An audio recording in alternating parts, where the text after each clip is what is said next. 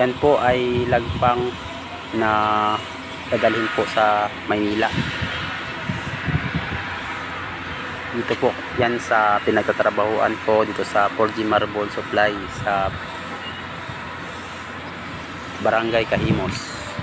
Yan po ang pinanggagalingan. Dito po ngayon sa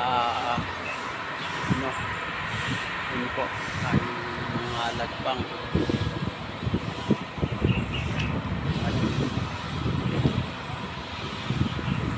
Ito nga pala yung pinatatrabahuan ko ay malapit po sa dagat.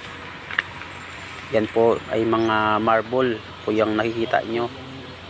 At yan po ang pinaprocess para maging produkto.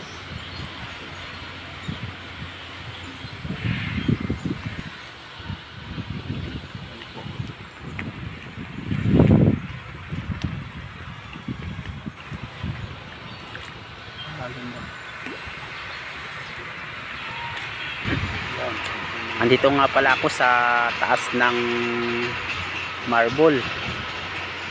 Kumukuha ng ng video. Medyo madilim pa po sa aking banda. At pero mas maganda naman po yung view. Nakikita po yung lahat ng produkto na gagawin. At marami pong marble dito.